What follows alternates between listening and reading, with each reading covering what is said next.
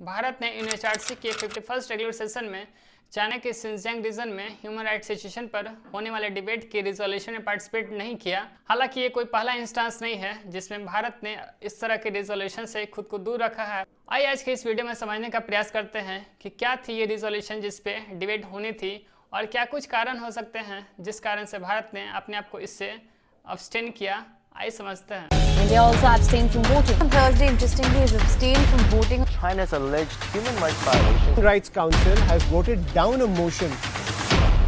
UNHRC यानी united nation human rights council, जो कि एक इंटर गवर्नमेंटल बॉडी है यूनाइटेड नेशन के अंडर, जिसकी फॉर्मेशन 15 मार्च 2006 को की गई थी, जो कि जिनेवा स्विट्जरलैंड में लोकेटेड है, जो कि रिस्पॉन्सिबल है for strengthening the promotion and protection of human rights around the world. दरअसल बात यह है दोस्तों कि चीन में उइगर मुस्लिम्स के साथ हो रहा है ह्यूमन राइट्स वॉल्यूशंस को लेकर कई सालों से रिपोर्ट पब्लिश करी जा रही थी, जिसमें एलिगेशंस लगते हैं कि कैसे चीन ने शिनजियांग रीजन में रह रहे 10 लाख उइगर्स को उनके विल के अगेंस्ट री एजुकेशन कैंप में डिटेन करके रखा है। इसके अलावा 2017 से ही ह्यूमन राइट ग्रुप्स ने लगातार United nation human right office के सामने चीन में उइगर और अदर मुस्लिम मेजॉरिटी कम्युनिटीज के साथ ह्यूमन राइट्स एब्यूजेस के सीरियस एलिगेशंस लगाते आ रहे हैं। अमेरिका भी इस रीजन में प्लान्ड जेनोसाइड्स के एक्यूजेशंस लगाते आ रहा है, जिसे बीजिंग रिजेक्ट करता रहा है। और यही कारण था कि यूनाइटेड नेशंस और मोस्टली वेस्टर्न कंट्रीज ने पिछले महीने शिनजियांग पर चीन को टारगेट करते हुए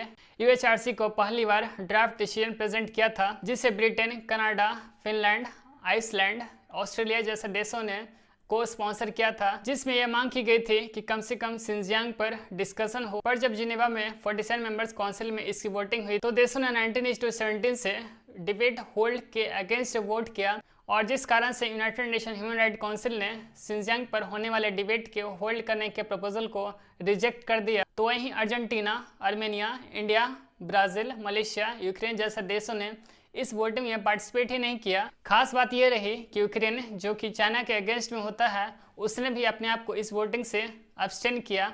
तो वहीं Bolivia, China, Indonesia, Pakistan, Nepal, कतार, सूडान, यूएई जैसे देशों ने डिस्कशन करने के अगेंस्ट में वोट किया। ध्यान देने वाली बात यह भी है कि कतार, पाकिस्तान एंड यूएई जैसे इस्लामिक कंट्रीज जो अपने आप को गार्जियंस ऑफ इस्लाम के रूप में रिप्रेजेंट करते हैं, और कई बार इन देशों ने इंडियन मुस्लिम्स के राइट्स को लेकर आवाज़ें उठाई हैं, जो कि मोस्टली बेसलेस होते हैं। पर इन देशों ने चाइनीज मुस्लिम्स के प्रोसिक्यूशन पर होने वाले डिबेट के अगेंस्ट में वोट किए, जो कि काफ़ी स्ट्रेंज है। अब ये जानते हैं कि भारत ने अपने आप को इस वोटिंग से क्यों दूर रखा।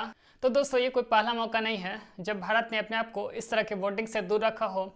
इससे पहले भी कई मौके आए जब भारत ने अपने आप को अब्सटेन किया। For example, Russia Ukraine conflict में जब यूएन में रिजोल्यूशन पर वोटिंग होनी थी, तब भी भारत ने अपने आप को इससे दूर रखा था। दरअसल भारत की ये रिसेंट ईयर्स की एक फॉरेन पॉलिसी रही है कि अपने आप को किसी भी कंट्री के इंटरनल मैटर से दूरी बनाए रखना।